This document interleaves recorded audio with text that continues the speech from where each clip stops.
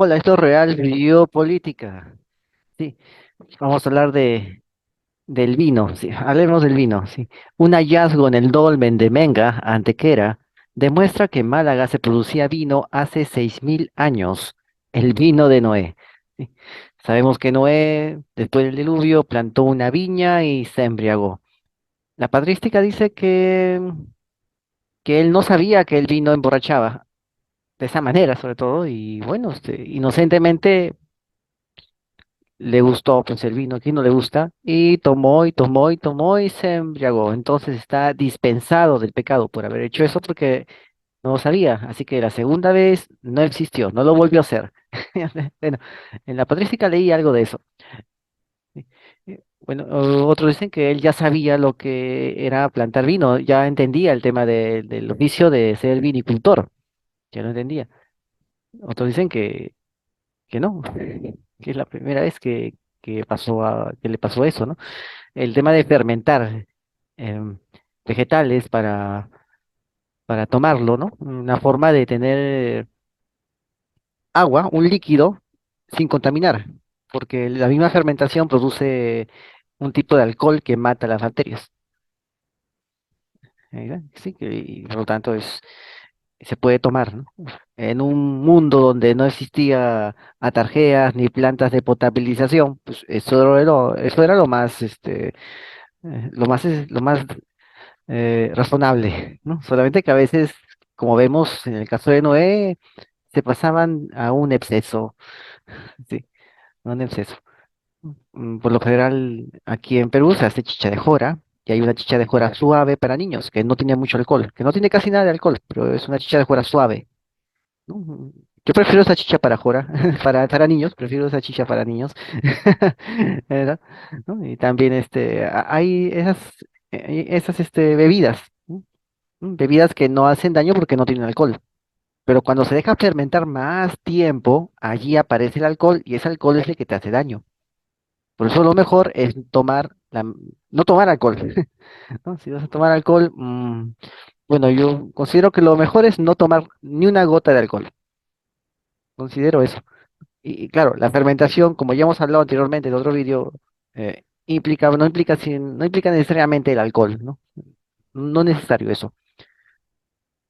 Bueno, el alcohol es la segunda fase, ¿no? La primera fase es sacar la sacarosa, ¿no? Sacar el dulce, ¿no? Y la segunda fase es que las bacterias coman ese dulce y lo conviertan en alcohol. Esa es la segunda fase, ¿no? La sacarización, la primera fase de la fermentación. Y bueno, la segunda fase ya es el alcohol. El alcohol es justamente el tema del alcohol, la segunda fase, ¿no? De la forma de hacer vino. ¿No? Una cosa es el vino, otra cosa es el jugo de uva. Bueno, vamos a hablar de este hallazgo, de este hallazgo en este dolmen que vemos acá. Vamos a verlo acá. Acá está. Aquí están los arqueólogos durante las excavaciones en el dolmen de Menga. En Málaga se producía vino hace unos 6.000 años, ¿sí? Sí. En el Neolítico ya había técnicas de viticultura. Es por eso que en el Génesis aparece la primera mención al viñedo, aparece en la época de Noé, después del diluvio. De repente Noé ya conocía de esa técnica, ya sabía técnicas de viticultor, ya lo conocía. Entonces, lo repitió cuando ya bajó del arca. Entonces, en el Neolítico, estos tiempos tan antiguos, ya había esas técnicas, ¿no? Caín y Abel, parece que hay cosas muy parecidas con el Neolítico, en el tema de Caín y Abel. También lo hemos visto aquí, en Real Política, muy parecidos con el Neolítico. Estaba describiendo un ambiente de esa época. Y Noé, pues, que también es un séptimo o décimo, no me acuerdo, descendiente de ellos, pues también habla del vino, que también empieza desde el Neolítico. Qué coincidencia, ¿no? O sea, es como si fuera muy histórico el Génesis. Habla también de normas el Génesis, ¿eh? Habla de leyes de Hammurabi. Habla de eso también. Sin mencionar a Hammurabi, habla como algo cotidiano el cumplimiento de esas normas en la convivencia social. Lo habla sin mencionarlo, lo habla como si fuera algo ya interiorizado, ¿no? Y normalizado el código de Hammurabi en ese tiempo. En la Biblia puedes verlo, aparece. Claro, hay que también leer un poco de otros textos, ¿no? Para poderlo entender, ¿no? Textos históricos, ¿eh? Para poderlos entender, históricos de origen, ¿no? Bueno, entonces tenemos aquí vino, vino en el Neolítico, vino en la Edad de Piedra, ¿no? En los tiempos de Noé, podemos decirlo, ¿no? Aunque cuando hicimos la cronología Noé aparecía a inicios del Calcolítico, justamente el Neolítico termina y aparece el Calcolítico, la edad de cobre. Ya hemos hablado de eso, ¿no? La edad de cobre. Y la edad de cobre viene ya la edad de bronce. La edad de bronce viene la edad de hierro, ¿no? Abraham es la edad de bronce. Noé es la edad de inicios de la edad de cobre, por ahí, ¿no? Por ahí va. Bueno, sería por ahí, por ahí. Aunque sabemos que Tubalcaín, que era de los antediluvianos, ya, y todos ellos ya tenían ciudades y tenían metalurgia. Una metalurgia de bronce con el hierro que aparece en Japón y en China. Ojo, de un pueblo muy, muy antiguo. Ellos provienen de un pueblo muy, muy antiguo, que justamente está al oriente del Edén. Bueno, bueno, son cosas que pasan, ¿no? Pero vamos a enfocarnos aquí en el vino, en el vino. En el Neolítico ya había técnicas de viticultura. Se consumía vino antes de la llegada de los fenicios. Este hallazgo se ha revelado tras analizar unas vasijas neolíticas que se han encontrado en el dolmen de Menga. Eso está en Antequera, está en el valle del Guadalquivir. Ya hemos hablado de esos valles, ¿no? Justamente lo que después sería el imperio de Tartesos. Que después, lo que después de unos 1000 años. Sí, sí, sí. Vamos a ver, 4000, de hace 6000 años, ¿no? Mm, Lo que 3000 años después sería Tartesos. ¿Ya? Esto es 3000 años antes de Tartesos. Justamente es el lugar de influencia de este imperio, ¿no? Que surgiría 3000 años después de, de estas ruinas, ¿no? Aparecen estas ruinas, ¿no? Están excavando aquí los arqueólogos, ¿no? Están en su mejor momento, ¿no? Estas ruinas, y sucede que 3000 años, estos sitios son abandonados. ¿Sí? Estas ruinas son abandonadas, son usados por los humanos, los primeros humanos del Neolítico, los primeros campesinos, y después son abandonados, y después de ser abandonados pasan 3000 años para que aparezca aquí la civilización de los tartesos. Mira la magnitud de ese tiempo, ¿no? Bueno, entonces aquí hay vasijas neolíticas, la época de los campesinos de la edad de piedra, los aldeanos, en este dolmen llamado Menga. En las vasijas se han encontrado restos químicos de uva fermentada. Químicamente, en zumo de uva fermentado, un zumo de uva fermentado compuesto de agua, etanol y la uva. Entonces, han encontrado eso, ¿no? Uva fermentada. Es el jugo de uva con alcohol. Sabemos, ¿no? La primera etapa es que saque su dulce y la segunda etapa es que saque su alcohol. Entonces ya tienes el vino, tienes la bebida. Bueno, los fragmentos. Vamos a hablar de esto. Ahí está. Los fragmentos analizados proceden solo de una decena de vasijas, pero había miles de estas vasijas. Sí, aquí, en este dolmen que estás viendo acá. Aquí sí se conserva el techo porque el techo es de piedra. Aquí, ¿ves? Este lugar era imponente, era imponente, ¿verdad? Bueno, entonces hay miles de estas vasijas. Solamente una han encontrado este vino. Faltan las demás. El método científico que emplearon para encontrar esto fue trabajoso. ¿Por qué? ¿Por qué fue trabajoso? Porque se llevaron a cabo dos procedimientos. La cromatografía de gases, ¿m? Es decir, se vaporiza, mm, una muestra se vaporiza y se somete a la luz. Ese vapor a un reflejo, a un haz de luz, produce colores. Y según el color, se sabe la composición química de esa sustancia. ¿No? Y después la espectrometría de masas. Ahí está. ¿No? A través de un espectrómetro, ¿no? Un aparato que mide que mide las frecuencias de luz de esa sustancia. Así. Bueno, entonces así se analizan las moléculas que hay en los recipientes. O sea, es un análisis a nivel molecular. ¿No? Aquí puedes ver el dolmen de Menga, ¿no? ¿No? Y sucede que antes del dolmen de Menga y después también, y durante y después y antes, ya se consumía vino en su emplazamiento. Antes del dolmen también consumían vino, o sea, en los tiempos de Noé, ¿no? Sabes que Noé aparece, ya no queda nada, ¿no? Queda un reseteo total. ¿No? Noé baja del arca y un reseteo total. Y Noé hace su vino. Después ya vienen los descendientes de Noé a hacer construcciones, ciudades, templos y todo eso, ¿no? Entonces, antes de este dolmen ya consumían vino. Durante este dolmen consumían vino. Y una vez que esto cae en desuso, siguen tomando vino. Este hallazgo está en torno al unos 3800 antes de Cristo. O sea, 4000 años, sí. 3800 antes de Cristo. Lo que quiere decir que hace 5800 a 6000 años había y se producía vino en este territorio. Gracias a este descubrimiento se puede llegar a la conclusión de que el vino desempeñó un papel importante en la vida y en la cultura de la zona en el pasado. Anterior a la construcción del dolmen se encontró justamente este vino. El dolmen se construye sobre un foco de socialización, ya que en este terreno se consumía vino, había vida ahí, había mucha dinámica social, pues el consumo de vino se da en un contexto social. En la Biblia parece que Noé se toma el vino para sí solito, o sea, se embriaga solo, ¿no? Se embriaga solo y se emborracha solo, y se queda ahí tirado, desnudo, solo. O sea, él se emborracha solo. Sin embargo, de esas generaciones el vino era una forma social, una forma de sociabilización. Noé toma el vino solo, o sea, se emborracha solo.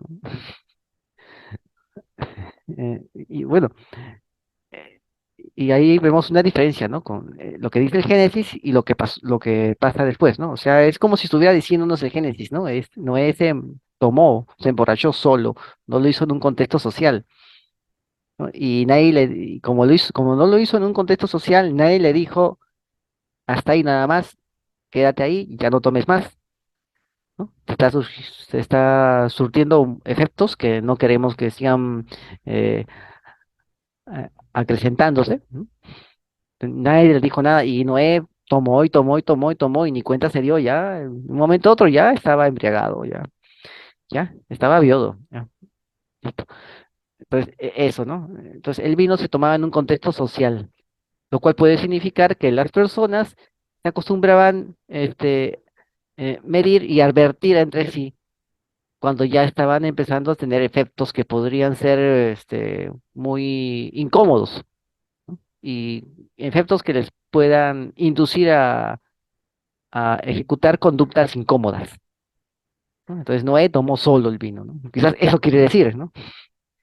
Si vas a tomar, ¿no? Porque tampoco la Biblia está en contra de tomar el vino, está en contra de la borrachera, de no medirse, ¿no? Quizás en un contexto social ellos podrían medirse, ¿no? Y podrían darse un alto cuando tomaban vino. O quizás no, quizás se daban rienda suelta, ¿no? Y era todo un bacanal ese lugar, ¿no? No sabemos exactamente. Pero el vino es un elemento de socialización. Había gente ahí que consumía vino, que lo hacía de modo social, y después ya aparece este dolmen. ¿No? O sea, no se trata de un simple accidente, no es casualidad. Esto ocurría habitualmente, era una de esas prácticas. Tenemos pocos datos de cómo se cultivaba y hacía el vino, qué procedimiento empleaban en su elaboración. Estos indicios son interesantes. Sabemos que los cartagineses tenían técnicas para viñedos, que fueron copiadas por los romanos. Justamente los cartagineses están un poquito más abajo de esta zona, en el corredor del Mediterráneo. Bueno, la domesticación del vino ocurrió hace unos 11.000 años. Además, la uva doméstica, la cultivada por el ser humano, se expande hacia Occidente y se generaliza conforme llega el Neolítico. Esa es la uva doméstica. No sabemos cómo era la uva salvaje, ¿no? ¿Por qué? Porque estas frutas son cultivadas por humanos, o sea, son creadas, son los humanos los que ayudan a que estas frutas proliferen. O sea, la uva salvaje no es lo mismo que la uva doméstica, ¿no? La uva doméstica está hecha para el humano, para que el humano pueda cultivarla, procesarla a sus gustos. La uva salvaje no. El humano lo que hizo fue eh, eh, domesticar. Así como domestican a los animalitos, también domestican las plantas. Y las plantas cambian de su forma, cambian su fenotipo, conforme son domesticados por el humano. Los cereales actuales, bueno, los cereales de esta época que usaban los campesinos eran cereales domesticados, porque el cereal salvaje se caía antes de madurar. El cereal doméstico que cultivaban aquí las personas en el Neolítico era distinto. Era un cereal que era un cereal que se mantenía maduro dentro de la espiga, no se caía. Entonces lo podías cosechar sin necesidad de estarte agachando y tocar la tierra, ¿no? No se mezclaba con la tierra, ¿no? Entonces, era así. La uva tenía algo parecido, ¿no? Era una uva domesticada, que era distinto a la uva salvaje. No sabemos si Noé usó uvas salvajes o usó uvas domesticadas. No sabemos si Noé se llevó unas cuantas semillitas de uva en el arca, no lo sabemos, ¿no? De repente era viticultor y se llevó unas cuantas semillas. No sabemos exactamente de dónde provenía esa uva que usó Noé. Pero bueno, existía una uva salvaje y una uva doméstica. La uva doméstica, ¿m? Se expande hacia occidente, o sea, nace en el neolítico del Medio Oriente. Ahí aparece esta uva doméstica y los campesinos que vienen y que comienzan a colonizar toda Europa, todo el Mediterráneo, ¿no? Esos campesinos de la Edad de Piedra se llevan sus pedacitos, semillitas, sus ramitas, de uva, sus brotes, sus semillitas de uva, los llevan consigo y los siembran en los valles donde llegan, a los valles donde llegan, comienzan a sembrar esa uva. La posibilidad de producir vino sí, sí existe, ya existía en estos tiempos antiguos. Acá está. Bueno, aquí está. Y bueno, eso significa que es tan antiguo como Noé. De repente Noé ya sabía cómo se hacían estas cosas. No sabía cómo se cultivaba el vino, cómo se producía, cómo se procesaba, ¿no? Cómo se cultivaba la uvita, qué cuidados necesitaba, cómo procesar la uvita, cómo cosechar la uvita, cómo procesarla para la sacarización, ¿no? Que es el endulzamiento, y después eh, la etanolización, que es el alcohol, ¿no? Cómo darle ese toque de alcohol, darle ese toque de alcohol a la uva, ¿no? Porque para que sea vino necesita que sea dulce y que se sepa el alcohol, que sepa el alcohol. Y un alcohol y dulce. Esas dos cosas se necesitan. Primero es el dulce y después es el alcohol. Entonces, y saber en qué punto ya está listo para ser consumido, ¿no? Parece que no es, se excedió un poquito.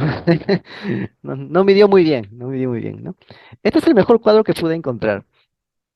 Sí, los demás no son tan convincentes, los demás cuadros sobre la desnudez de Noé, ¿no? Este cuadro se titula El desprecio de Cam.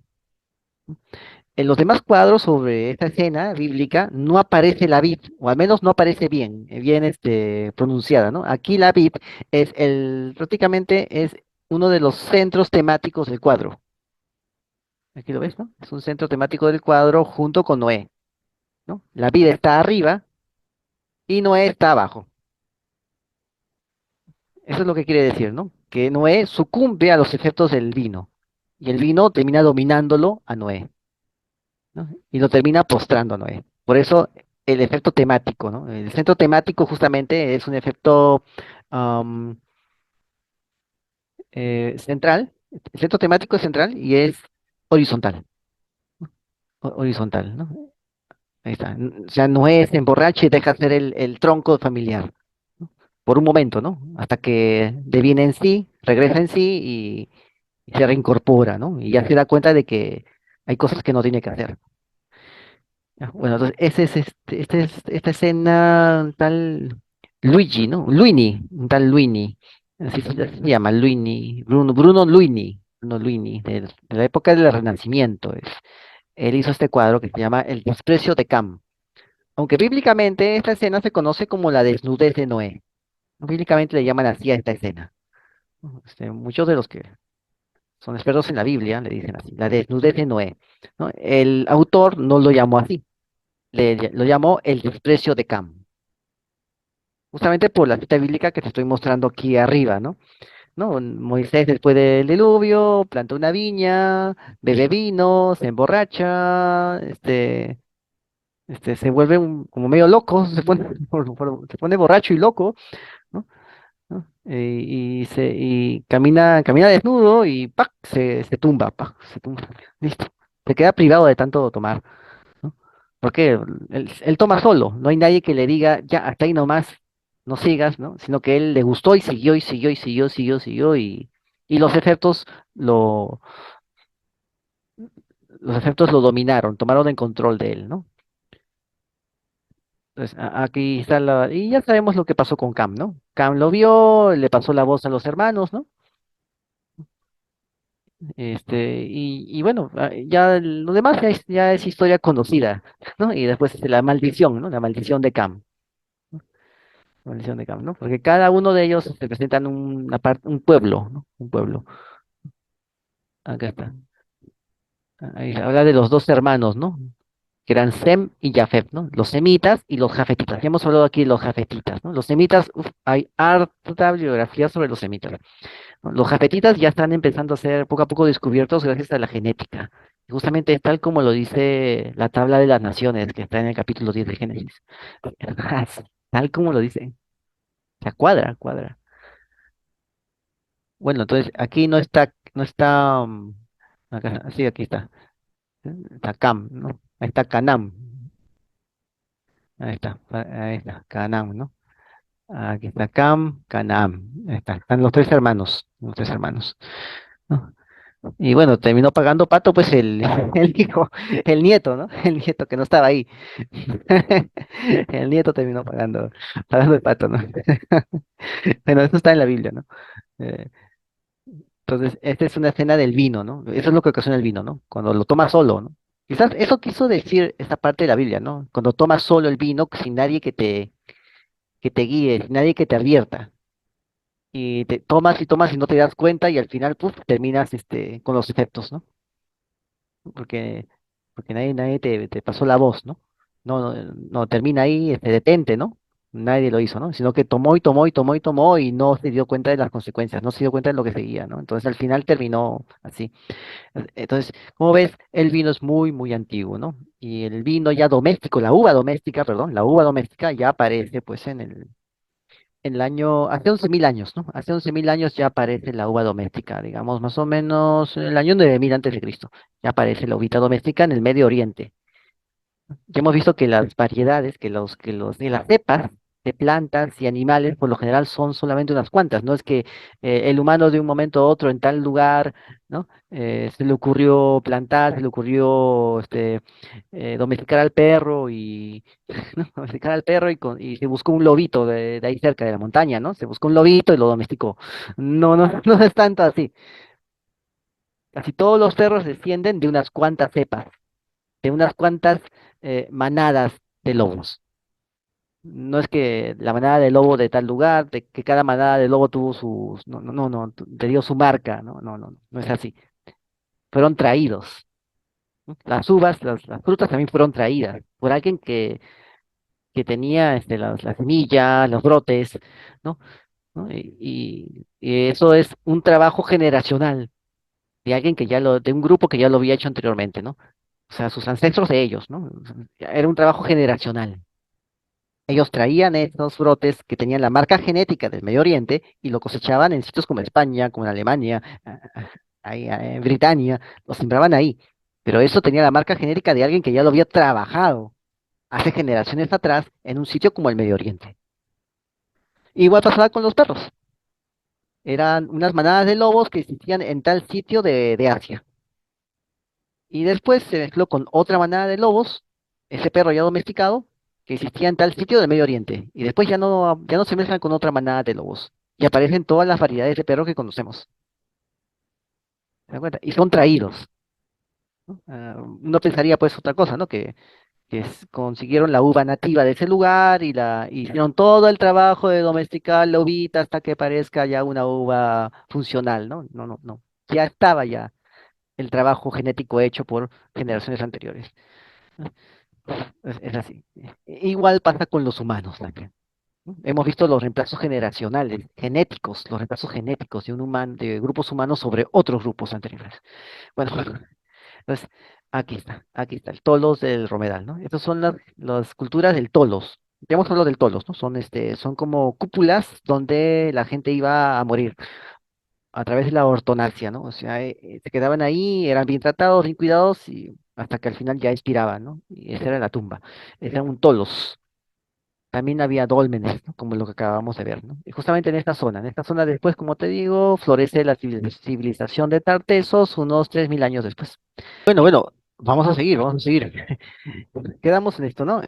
Vino, antigüedad, Noé, inicios de la humanidad, ¿no? La cepa del vino.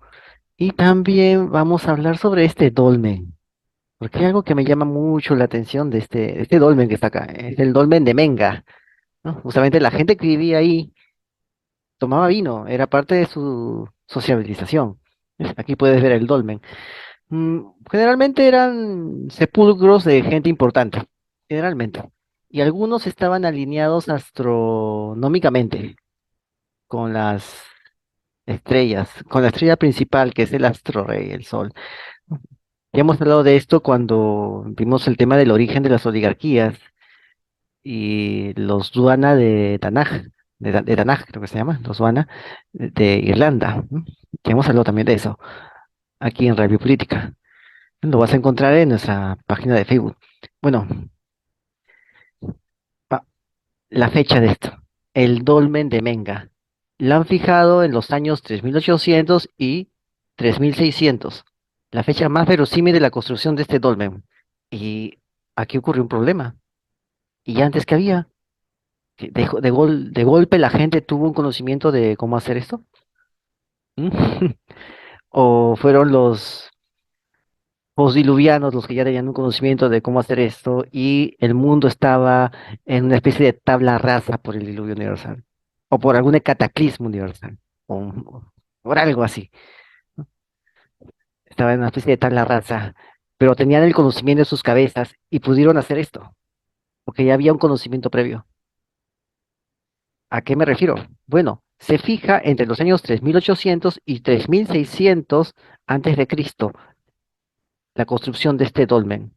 Es la fecha más verosímil para este extraordinario monumento megalítico, dado que no consta en dicho arco temporal ni en los siglos previos ningún monumento megalítico en todo el sur de la península ibérica que se aproxime en complejidad al dolmen de Menga.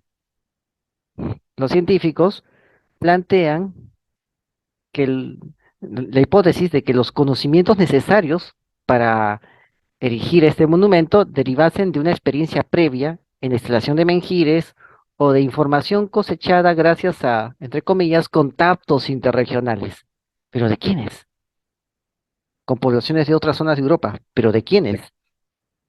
No hay. ¿Qué pasó aquí? ¿O eran los descendientes de Noé, que ya tenían el conocimiento gracias a la primera ciudad llamada Enoch? Tenían el conocimiento de erigir monumentos. Sabemos que Caín tuvo un hijo llamado Enoch, que no es el patriarca, sino otro, y él funda la primera ciudad con el nombre de su hijo. La ciudad se llama Enoch. No sabemos dónde quedará, o si solamente es una leyenda. Bueno, muchas de las cosas de la Biblia no son leyenda, ¿eh? Ya lo hemos visto acá. Leyenda no hay. Encontrar un anillo que dice Pilatos en la casa de Herodes, no es para decir que eso fue una leyenda, ¿no? Y se ha encontrado el anillo. Bueno, ese es uno de los primeros videos de Real Biopolítica, me acuerdo. Entonces, ¿dónde está el misterio? ¿Qué poblaciones fueron las que dieron este conocimiento? ¿Dónde están? ¿Dónde están? ¿Y dónde estaba? ¿Cómo fue que consiguieron el conocimiento previo? O como yo vuelvo a repetir, hubo una tabula rasa, un gran reseteo, todo quedó en cero, pero la mente, el conocimiento de estas personas no quedó en cero. Aún seguía en sus cabezas y sabían cómo hacer estas cosas, estos monumentos tan grandes, tan ciclopios, sabían cómo hacerlo. Bueno, esto es un tema que los científicos todavía no saben cómo responderse. Es parte del misterio. ¿No? Aquí te hablábamos de misterios, pero misterios reales, ¿no? Y ya los misterios que usan, como el tema de la cámara, la falsa cámara, también te lo hemos desvelado, ¿no? De que no es tanta cosa, ¿no? Ya te lo explicamos, ¿no? El misterio de la cámara de- de la pirámide, ¿no? Y ya te explicamos, pues, que no es tan hollywoodense el tema, ¿no? Bueno, pero aquí sí hay un misterio de verdad. Aquí sí hay un misterio de verdad. ¿De dónde? Vamos a ver. La alineación del eje central, ¿m? Acá está, ahí está, ¿ves? La alineación del eje central, por ejemplo, no se corresponde con el lugar de la salida del Sol, como resulta común en los megalitos del sur de la península ibérica. Entonces, ¿con qué corresponde esa alineación del eje central? Aquí ves el eje central, esta alineación. No corresponde con el Sol, pero corresponde con esto. Ahí está, con la Peña de los Enamorados. ¿Lo estás viendo? ¿Ya? Aquí está. Esta es la Peña de los Enamorados, mira. ¿Mm? Es una montaña con silueta antropomórfica que domina el paisaje de la Vega de Antequera, contando, por cierto, con un abrigo decorado con pinturas rupestres, al que apunta precisamente el eje de Menga. Ese eje apunta a a esta montaña, forma de hombre. Sabemos que también Machu Picchu tenía cara de persona. La montaña de Machu Picchu también tiene una forma de un rostro mirando hacia arriba, hacia el cielo. Un rostro humano mirando hacia el cielo. Y este rostro tiene mentón. Ahí lo ves, tiene mentón. Ya hemos visto qué pasa con el mentón, ¿no? Muchos humanos primitivos no tenían mentón. Los humanos modernos sí tienen mentón. ¿Ah? Y aquí, pues ya sabemos más o menos dónde ocurre este conocimiento, ¿no? Más o menos 40.000 años, por ahí. Pero esta montaña tiene forma de persona, de un rostro humano mirando al cielo, igual que Machu Picchu. ¿Te parece coincidencia eso? Aquí sí hay un misterio.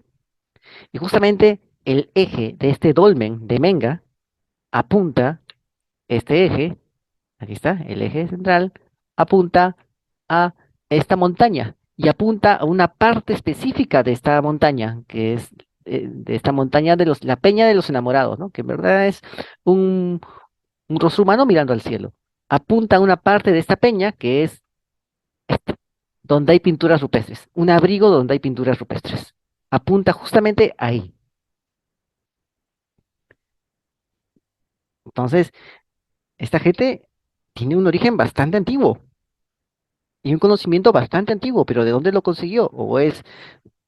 O proviene de una tal civilización muy avanzada que sufrió un cataclismo y sus habitantes, sus sobrevivientes, vinieron aquí a empezar de nuevo.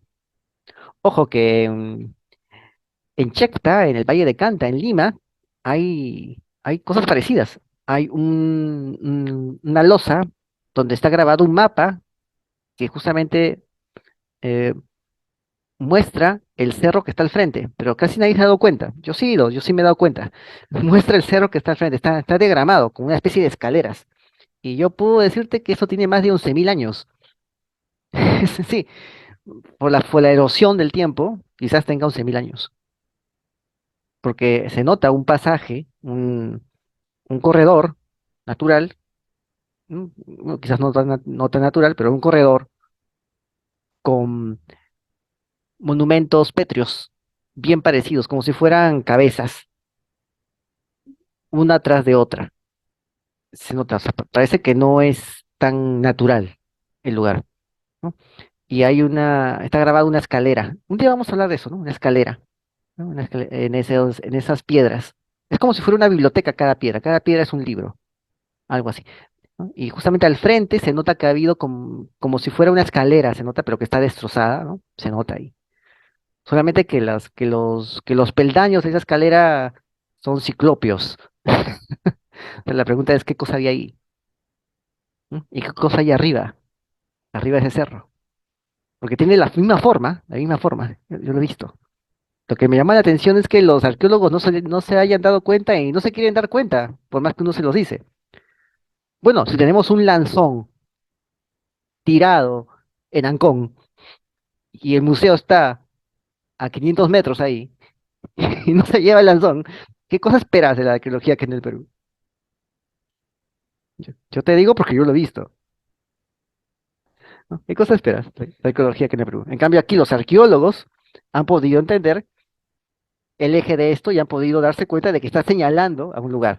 Pero en Chepta no se pueden dar todavía cuenta de que esas representaciones en la piedra están señalando también otro lugar. No quieren darse cuenta, piensan que es algo, no sé, son imaginaciones mías, ¿no? Ya, bueno, los arqueólogos de acá son un poco más profesionales y se han dado cuenta de que sí, está señalando un lugar, de que tiene una función, no simplemente que alguien puso una piedra y se acabó. No es así. No es así. Desgraciadamente hay sitios donde sí está el conocimiento más abierto y otros donde no. Bueno, esta es la piedra, la peña de los enamorados. Y esta es una de esas pinturas rupestres a la que apunta ese eje del dolmen de Menga. ¿Ves? Aquí lo puedes ver. Bueno,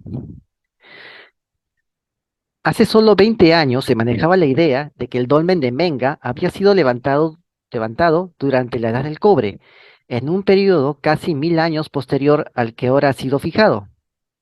Pero en verdad es mucho más antiguo, no es de la Edad del Cobre. Esta datación plantea toda una nueva serie de cuestiones, pues no consta que en el mencionado arco temporal hubiese en el sur de la península ibérica ningún monumento megalítico, ¿m? Ningún monumento megalítico que se aproxime en complejidad al dolmen de Menga, lo que irremediablemente suscita, ¿sí?, la interrogante del origen de los conocimientos de ingeniería y arquitectura usados por los constructores de un monumento de tan extraordinario porte. Entonces, el conocimiento del vino vino de una cultura desconocida. ¿Quiénes eran ellos? Los que tenían también el mismo conocimiento que tenía Noé para el vino, para cultivar el vino, para trabajar el vino, para trabajar la uva. De ahí vino también el conocimiento del vino, ¿no? ¿Y de dónde vino el conocimiento para hacer esto? Sea, no es cosa de que agarro un par de piedras, las alineo, las pongo ahí. No es así. No es así. Tienes que tener un conocimiento previo y bastante trabajo. Así como necesitas bastante trabajo para que esa uva salvaje se vuelva una uva doméstica y la puedas consumir en un buen vino de calidad, así como necesitas ese tremendo trabajo que muchas veces es un trabajo generacional.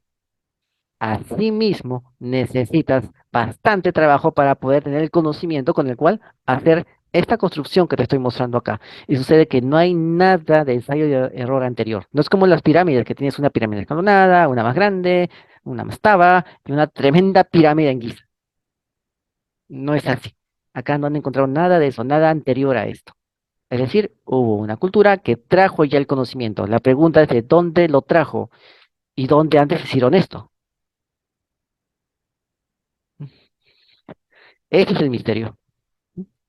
El misterio que ese dolmen está apuntando a este enorme gigante, al rostro de este enorme gigante que está mirando hacia el cielo. ¿Qué quiere decir?